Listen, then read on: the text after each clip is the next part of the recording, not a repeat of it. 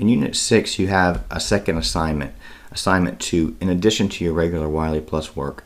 This is a short written assignment using PowerPoint. I would watch this video to the end because I'll be making suggestions for you throughout it, and I might make a suggestion at the end that could be really useful for you. So make sure you watch this entire video. So when you click on the assignment 2, it'll bring you to the instructions. I already copied them into Word just to make it easier for us to see. You're to write a PowerPoint presentation using regarding Sarbanes-Oxley. Right, it's a very important act that's used in business. Yes, it's part of the accounting discussion, but it's really an act that's designed for management. It's the managers who can get in trouble if they don't follow Sarbanes-Oxley, not the accountants. So it's really important to understand what Sarbanes-Oxley says. You to do a PowerPoint presentation with 10 slides. You need to have each of these, and I would title your slides to make sure that they have this in the title, so that you're clearly communicating to me that you're covering each of these areas. For your title slide, that would be just your name and the course and all that stuff. But for the introduction, make sure you give a brief introduction of what you're about to talk about. There's nothing more frustrating than someone coming up to you and saying, "Hey, I did that thing," without you understanding what they're talking about. Instead, an introduction of what's going to happen in the presentation is important. So make sure you cover each of these. All right, you must provide references. These references must be using APA format. If you don't know APA format, I'll provide you with a link, but you can easily find it by just going to a search engine and typing in Purdue, OWL, and then APA. So let me show you. If you were to do a search for Purdue and then OWL, O-W-L, APA format, it would take you to either this page or one of the underlying pages, and it gives you a great explanation of how to do APA. If you just use a URL, this instead, that's not a reference. I don't even consider it as a reference. So it'd be as if you didn't give any reference. Incorrect references are the same as plagiarism. It's really important to provide the source of the information that you have. You have to give credit where credit is due. If not, you can get in trouble in the real world by claiming things are yours that they're not. It's like they say, it's stealing. So we really need to get used to providing proper references. It mentions using clip art and animation, all that. That's up to you. I'm just looking for it to be professional looking, something that you would provide to your work, to your boss. If you use a lot of fancy stuff, that's fine. I'm not going to take off, but I'm not going to give you extra credit for that either. It's really how professional of a job you do. You should contain a title slide, properly formatted APA slides. We've talked about that. And you must contain speaker notes at the bottom of each slide. I can't emphasize this enough. This is super important. Let's look at a PowerPoint slide real quick. So on this PowerPoint slide, let's say you just want to do bullets or just a few words in your main area, the key points here, right?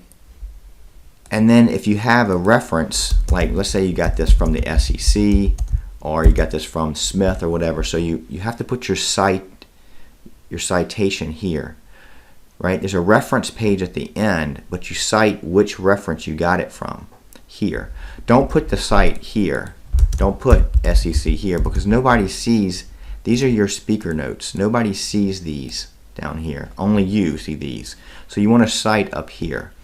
Explain in detail what you're describing up here. So this would be just a few words. I don't care if it's just a few words, but here you need detail, paragraph of explaining. Think of it like if you were presenting this slide, how would you explain it to the group? That is what you need to put down here. Again, the speaker notes are required as part of the assignment.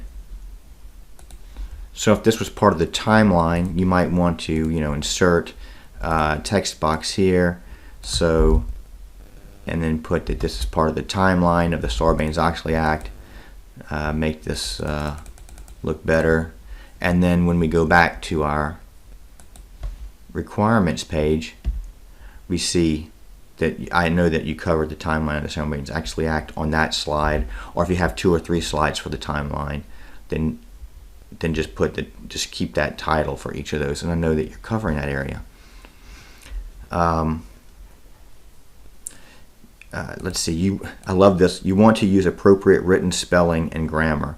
Not really sure that that's exactly appropriately worded itself, but I do look for spelling and grammar. That is crucial. How can something be professional if it's not using proper spelling and grammar? It takes away all your credibility. Be sure to review the Writing Center if you need to. They give it here. Here's the rubric that we're going to look at.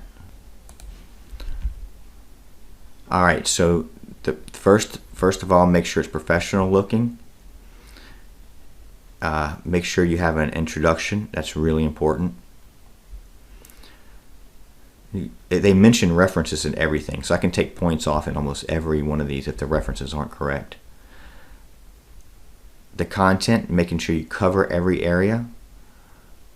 Again, making sure you use proper citations like we talked about. And then finally the grammar. I mean, APA is in every one of these, so I could take off points if you mess up the APA. So make sure you use that website or whatever source you want from the Writing Center to get your APA correct. One of the sources I found, which you do not have to use, but I thought was pretty good, just to give you one source, was with the SEC. Right? We know Sarbanes actually is not a GAAP rule. It's nothing to do with GAAP, really. It's nothing to do with FASB. It's a government law, and so the SEC, being the government, had this short little written guide for small businesses. You don't have to use it, but it could be one of your references. Just wanted to show you that. And to wrap it all up, submit your PowerPoint presentation to Unit 6 assignment Dropbox. So this is your Unit 6 assignment to Dropbox. This is where you would submit the written work, the PowerPoint. Make sure you do not use PDF, you use a PowerPoint, otherwise I won't be able to make notes in it. And it's worth 20 points. All right, good luck on this. Have a great week.